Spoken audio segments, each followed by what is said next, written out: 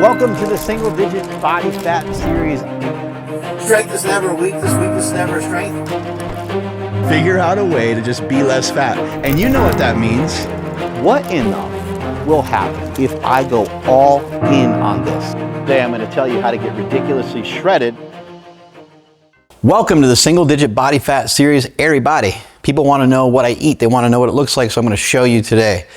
Today, we're going to do what's called a protein-sparing modified fast. Basically, in short, this just means I'm eating almost straight protein. Not straight protein, but almost straight protein.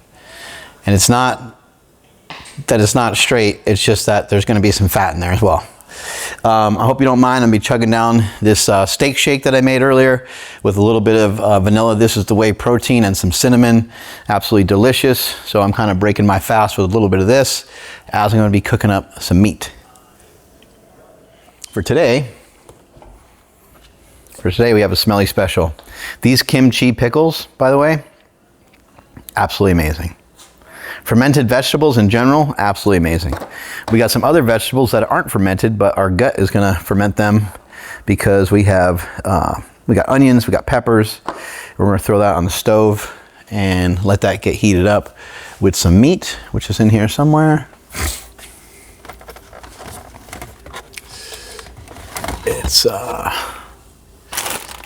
We have so much food all the time, it's hard to find anything in here. There we go. Ching. And maybe I'll use a little bit of this too. Coming.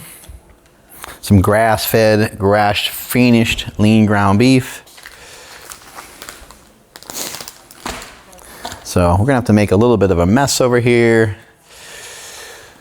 So first things first, make sure I have enough time to do this. Whoa, that was good. Nearly everything with some scissors. I just think like nothing's ever like chopped up all that great. So, you know, you just chop everything up a little bit. Like when you do this stuff for so long, you don't have to friggin' chew everything or cut everything with a knife. Like I don't want to sit down with a knife and try to cut stuff or try to eat this like I'm a horse or something. So I just chop a roux. Chop her up. But I'm going to show you what I eat in a day. I'm also going to make another video talking about how I went from like 5 to 7 meals a day to just 5 to 7 meals a week and kind of why I decided to do that. But for today, I'm not going to talk too much in depth on that. I do want to just mention that I just realized I eat way too much. I eat way too often. The frequency is too high. And when I do eat, I like overconsume and I'm just gluttonous and so on. And so I'm just like, man, I got to pull way back on a lot of this stuff. And then I found protein leveraging. Protein leveraging helped me to really control my eating. And protein leveraging is this idea of the higher the protein percentage that we eat, the more it helps to drive down our overall calories because it can help control our hunger. Once I learned that, I also learned about some other things like food volume. Your food volume is huge. It's really important when you have voluminous food. So how much of this could you eat before this registered as some sort of significant amount of calories?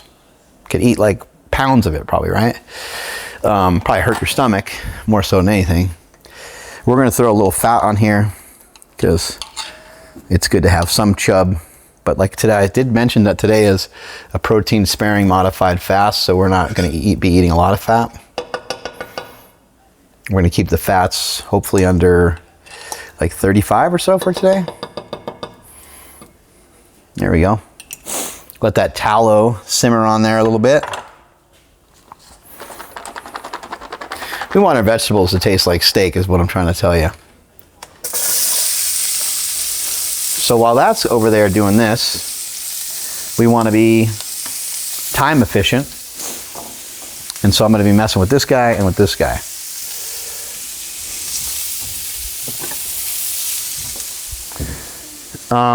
One of the reasons why I'm using these two different kinds of meat, this is super lean, but also is a little tough. It's really good bang for your buck in terms of money. These beef kebabs are super high quality. They can get a little chewy especially if you overcook them a little bit. So you got to be kind of careful with them. But I'm going to mix that with this, and it's going to make it taste a little bit better, because this is not about 93% lean, and this is probably like 97% lean. And we're basically just adding a little bit of fat to something that's super lean. I guess you could look at it that way. So I just chop like this. This is how I do it. Kind of crazy looking. I cut right through the meat and through the plastic to try to get this shit out of here. And then, of course, it does that. Which, by the way, does anybody know what that is? It's not blood. It's not blood. I know, super controversial, but it's not blood. It is protein. You guessed it. Protein. Some people could say, how could you say that's not blood? I don't know. That's what they tell me at Piedmontese. Maybe I got the wrong information. But when I call it blood, they get mad at me. It's kind of all I know. So we're just chopping these guys up into little itty bitties. I found that when you chop up certain steaks, especially, well, not just steak, but leaner meat, when you chop it in various ways, it actually ends up being pretty tender. I know that sounds weird, but because you're cutting like with the grain, against the grain, and various ways, you don't end up with any parts of it that get to be chewy and weird.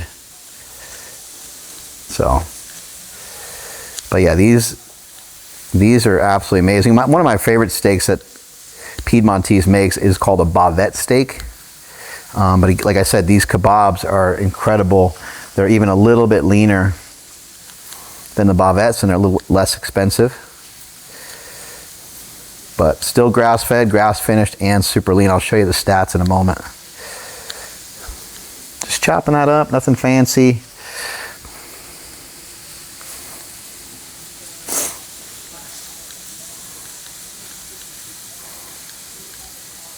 I like to try to chop stuff real small.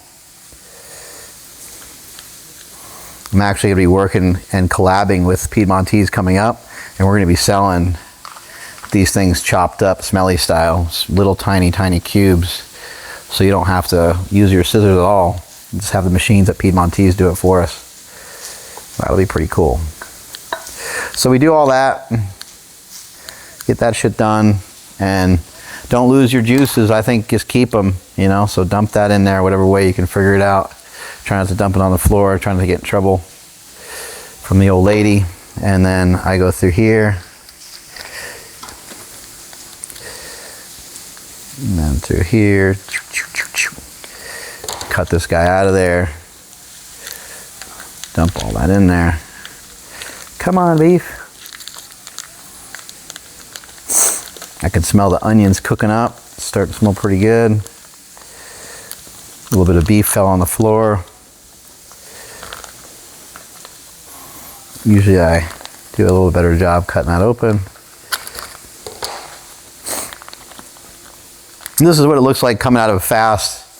If I wasn't like kind of dashing around here, I would have probably maybe drank.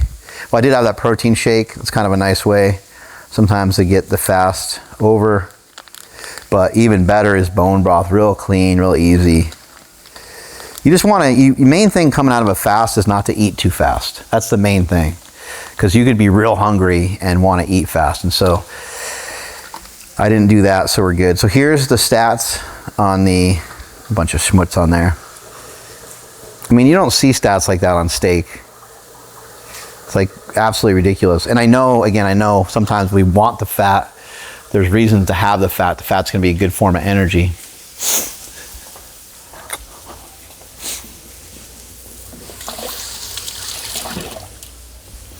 However, even with the fats being a good form of energy, that is definitely true. And the fats can be very satiating and satisfying. All totally true. But those fats do add up as calories, and even though we're not always counting and tracking calories, they are a bit of a factor, and so occasionally you want to pull those fats out to really get your body to tap into its own body fat stores. And some people will try to sell you on the fact that you're going to start burning body fat when you don't eat carbohydrates, and that's not really true. What I would say is true is that you're going to start to tap into fat, period, when you start to reduce your carbohydrates. And when you reduce carbohydrates and when you reduce fats, you're then going to start to burn body fat. You could also say the same thing would be true if you were just to reduce your calories, period, that you would start to burn body fat.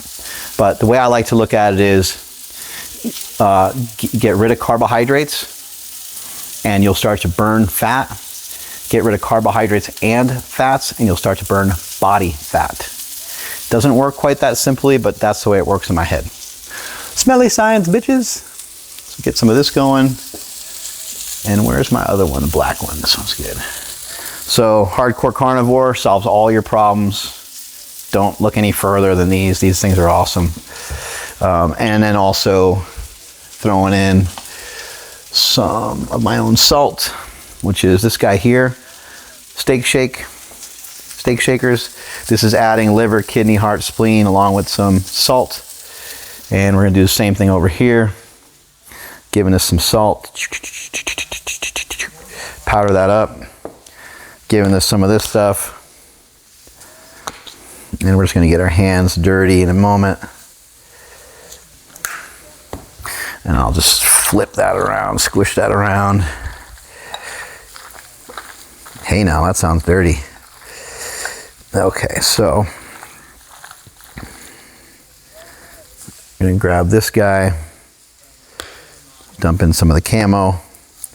This camo one is amazing for anyone that likes game meat or anybody that likes maybe fish or liver or anything like that. But it's also just a good seasoning in general, but it can kind of mask and like mold to some of those foods that you might be a little adverse to, but you still might like a little bit. You guys, you know what I'm talking about, like lamb and stuff like that. Sometimes they're a little weird, right?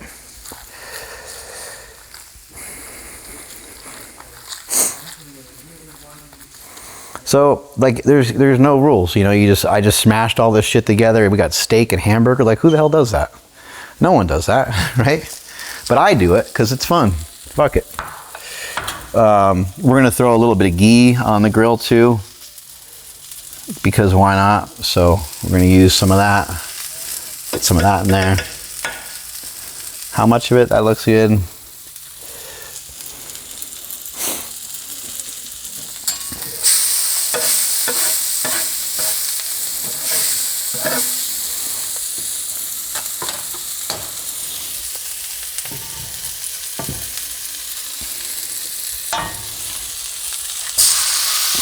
Look at that.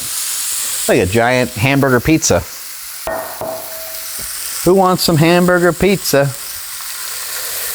Vegetables, you know, it's kind of nice just to kind of cook the shit out of them. It really doesn't matter, like if they stayed raw, it'd be fine. And if they cook up pretty good, that's fine too. Let me get something out of here. Get a big old bowl.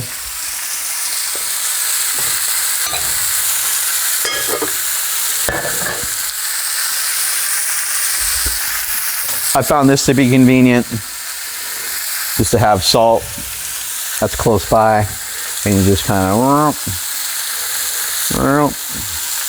Salt Bay, bam.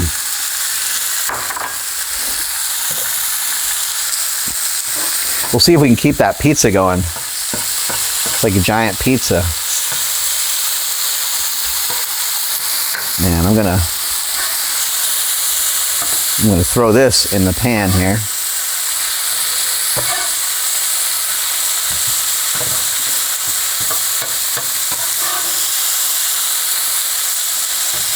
People are trying to wonder, how can I get invited to Smelly's kitchen? Maybe you could get some food poisoning. They could teach everyone how to shit their pants.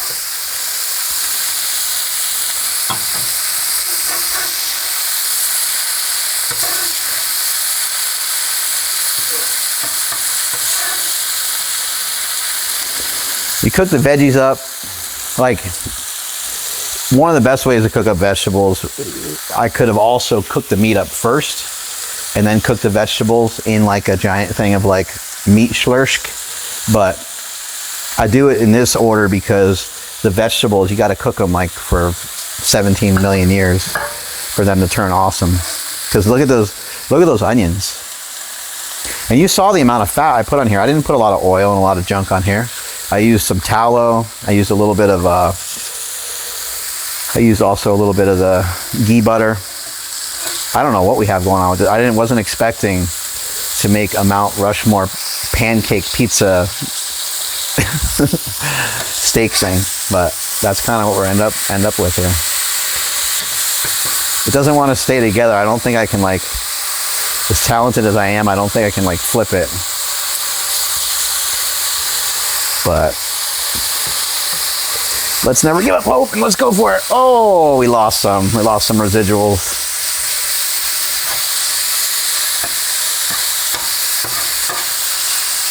Let's say, how did meat get over there? Someone's gonna say. And then someone else is gonna say, that was from Smelly's Kitchen. I remember the episode. So now we gotta be fat and figure out how to get that out of there. We got some fucking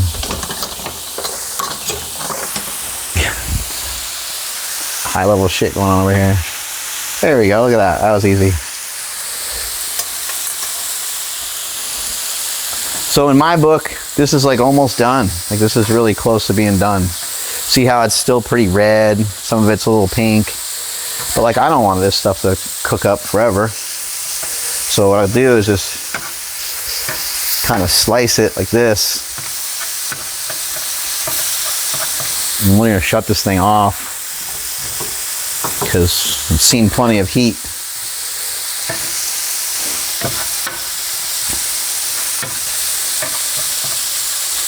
And we have probably, this is probably a good 2 pounds, maybe a little bit more of meat. I might not eat all this. I might eat a pound of it, pound and a half. It just kind of depends. And so this is literally what my food will look like.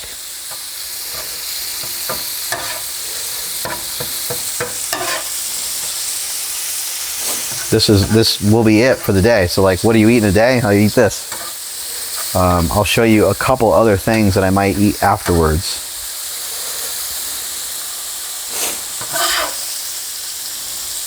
Some of that still has like a little bit of cooking to do. I don't pull it off too early. So I showed you those pickles earlier, right?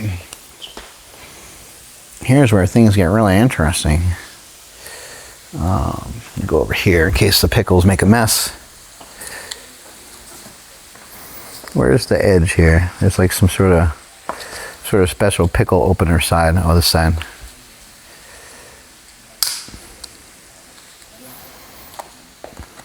So these pickles are always like kind of juicy. But what we're gonna do is take some of this juice. The juice is loose. And we're gonna dump it right in here. Bunch of like probiotic type shit from the kimchi. And then we'll take a couple pickles. I know this seems like complete madness, but you never tasted these pickles before. They're like unbelievable. Don't chop your fingers off with your scissors. They're way sharper than you'd think. Boom. And then maybe a little bit more.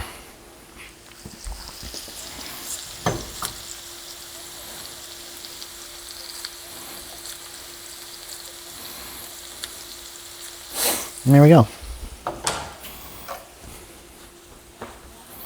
See, and this is the results you get. Train hard, eat like a goddamn animal, eat a bunch of food that's natty, take a bunch of drugs that aren't natty, and you got the right recipe going. Pretty simple.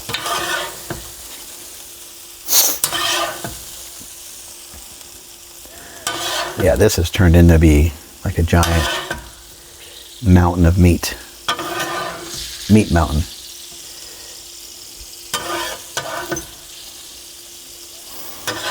So I might eat this and then I might wait, like I might chill half hour, might like reheat it or something like that and eat some more. But this would pretty much be it. The only difference On other days, the only difference on some other days would be simply that I would eat fattier meat.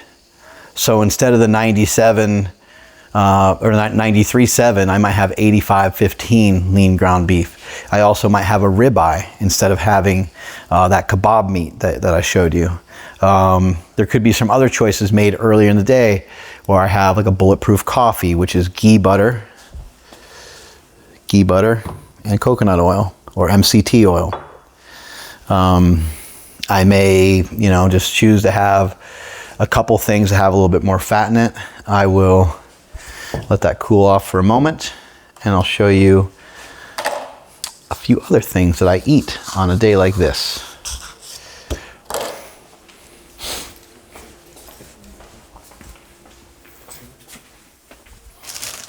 Meat bag, and then these guys. I'll put this out here. There we go.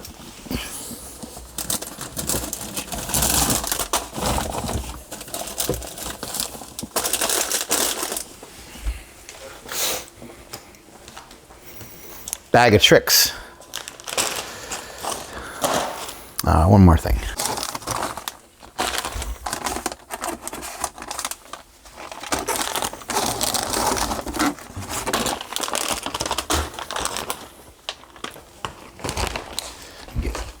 I get a beef one. I got me carnivore crisps. These are absolutely amazing. So I make what I call a meat bag.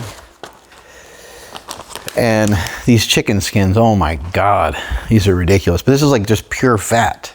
But they're absolutely incredible for like a ketogenic style diet. Leg of lamb, another great source of protein and fat. Pork loin, I mean, these are all incredible. You can see some of the stats here. That's the brisket, beef brisket coming in with 700 calories if you eat the entire bag, I think. Keep in mind, these are just beef and salt. Here's a pork one. Leg of lamb. And I usually do put like a little seasoning on these guys. This is a showstopper right here, in my opinion. There's chicken skins. That's the leg of lamb. Chicken skins right here. It's like 15 grams of fat per serving. But it's just like unreal. And so what I do is I put everything into one bag, and then what happens is I'll eat a piece of like lean meat. Like I might eat like, let's see, this one is a piece of, this is like a giant piece, but this one's like a piece of like top sirloin, and then I'll end up with like a chunk of fat. I know this is gonna look really weird, but I'll end up with a chunk of fat. That's just straight fat. And so I get like a bite of something dry, which is so good. Look how a little more chew to it. And I'll eat this guy with it. It probably looks disgusting. Might sound weird, but I can't even explain to you how good it is. In addition to that, I might throw some of this in there just to give it some different flavor. I might add a couple of these in there. Because like, I'll eat that. I'll be a good boy. I'll eat exactly what I want and what I need. And then when I'm done, I'll eat something that's not only satiating and satisfying, but more snacky, desserty type thing. RX sugar. Chocolate reimagined. Allulose product.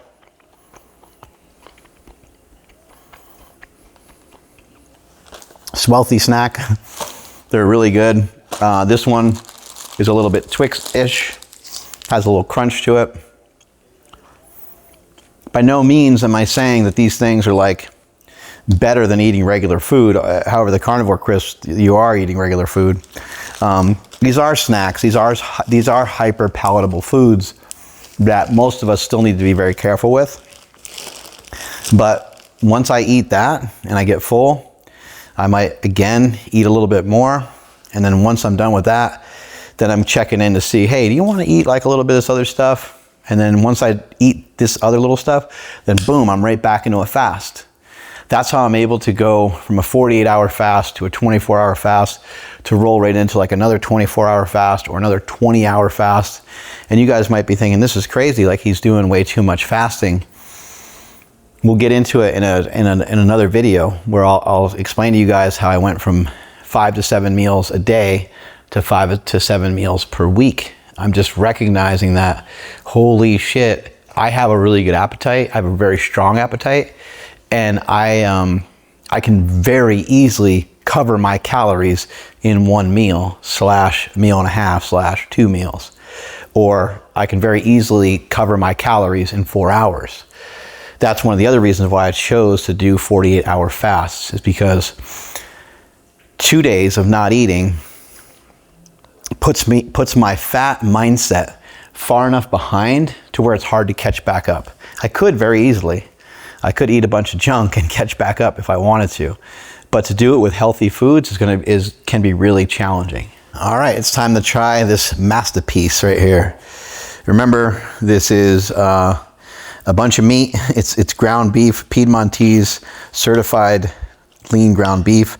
I threw in some kimchi pickles along with some veg at the bottom. The veggies are now like way at the bottom. They should probably have been at the top. It's starting to smell really good. He's got some of that fermentation of some of the juice that I poured in there from the pickles, kind of mixing in, making my mouth water. And there you can see some of the peppers and onions and stuff like that too. And get a scoop in there. And here we go, bon appetit.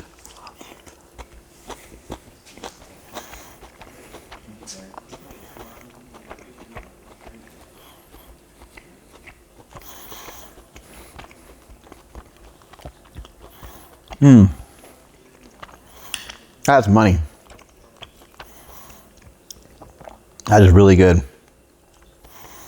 You can make these meals to your taste buds, and you can design these meals to fit your needs. And also, because I do low carb, and I do low carb day in and day out, I don't need to worry about 8 grams of carbs or 6 grams of carbs or 12 grams of carbs. Obviously, you know, if there's 10 grams of carbs per serving and I have 8 servings of something, that's problematic, right? But for the most part, I don't have to worry about these little knick-knack carbohydrates that might pop up and stuff. So I bring that to your attention to tell you that I've shown a bunch of recipes. I did a whole series called Smelly's Kitchen, where I showed you how I made a lot of different foods with marinara sauce and cheese, and made like Italian dishes that were awesome. So you can kind of design all this stuff your own way, using whatever cheeses that you like, whatever sauces that you like, wherever you can. You know, try to primal kitchen stuff a little bit wherever you can, whatever you can afford.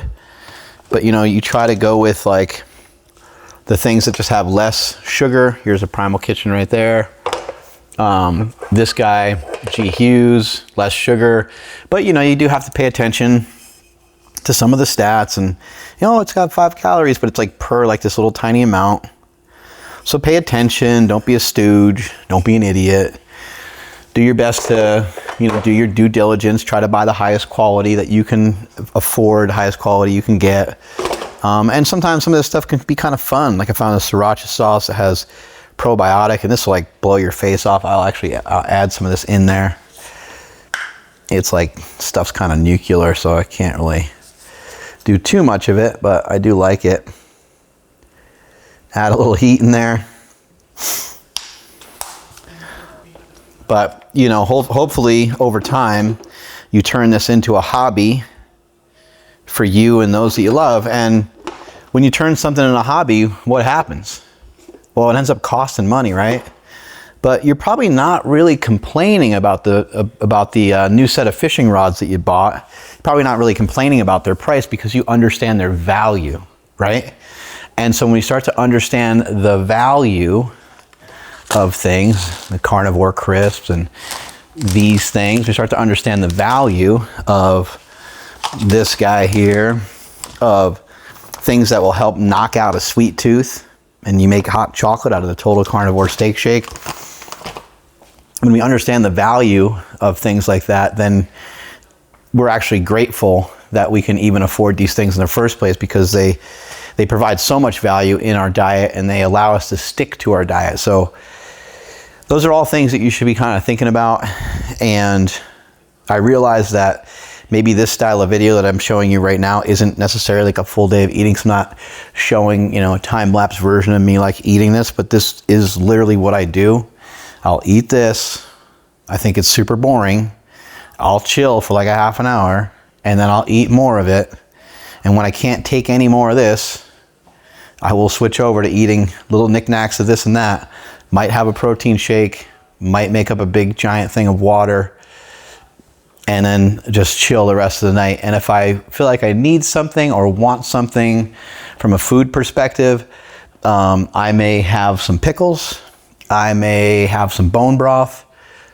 It's possible I might have like a protein shake, but highly unlikely, because you know, I believe that's kind of like taking you away from the fast. And so this is the way I've been doing it. This is the way I've been rocking, and you guys can do it too. You'd be surprised at what you can do. You'd be shocked at what you can do. I think what I found out from doing a bodybuilding show about 5 years ago now was that even with an entire powerlifting career behind me, 1,080 squat, an 854 bench, 766 deadlift, along with 2 United States patents and making millions of dollars in the fitness industry, a bodybuilding show showed me that I was only like 60 to 70% in on the full process of being as awesome as I could be.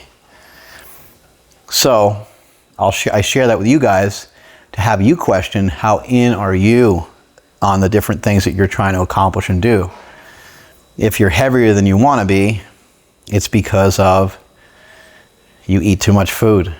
We had someone comment on the single digit body fat series. They said, hey, can you shoot a video for a guy that works, you know, 10 hours a day? And I will shoot that video, because I think that that can provide value for people that are a little bit busier.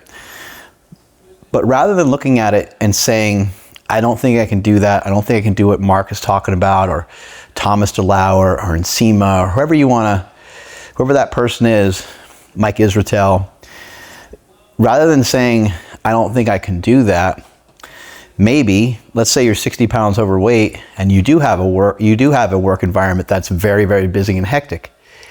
Is everybody at that job 60 pounds overweight? And if not, why? Why aren't they? Because you're all dealt a similar hand. You're all dealt similar cards.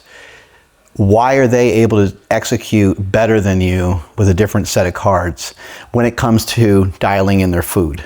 I am empathetic. I do understand that people have a lot more shit to do than to do rope flow, then to go lift, then to go run, and then to go eat a bunch of protein, and to put it on repeat. I understand we got a lot of people that we love. We got a lot of people we care about. We want to go to the movies. We want to live life. We want to watch Netflix, and we feel that living life is, like when we live life, we feel like it has to be in abundance. And why can't your life be in abundance to be with your favorite person in the world, your significant other, laying down, watching your favorite show next to your dog? Why does it have to be fortified with a pizza? To me, that actually ruins it if you think about it. Like, pizza's cheap. It's bullshit food. It's not even real food to a certain degree. I guess pizza's been part of our culture for so long, maybe it kind of is real food-ish at this point, but it's not real food. It's not a crop and it's not an animal, right? It's neither. And then also when you think of, things like donuts and ice cream, but those are the things that we want to mix. We want to mix those things like they're a drug, and we want to blend those things. We want to stack dopamine as high as we can. We want this like real hedonic impact when we're just trying to you're trying to relax. And then you're confused on why you can't go to sleep. It's like, well, because when you were watching TV, that wasn't really relaxing. You watched some like murder mystery show, or you watched some horror film, and you ate ice cream while you're texting and watching Instagram all simultaneously. So you spun yourself all up to try to go to bed. It just doesn't make any sense. But I would like for you guys to start to challenge yourself harder, challenge yourself stronger. You can be a lot better than you were yesterday, and it starts today. And it starts with making changes like this. It starts with cooking meals like this. This is a nice, lean, amazing meal. And if I feel like I need more food, look at how much food this is. It's not possible that I need more food than that, even though I'm pretty big and even though I got a pretty good amount of muscle mass. I don't need more food than that. I don't need more food than that to get bigger. And I certainly don't need more food than this to get smaller. Strength is never weakness. Weakness is never strength. Thank you guys for following along. Catch you all later. Whoosh.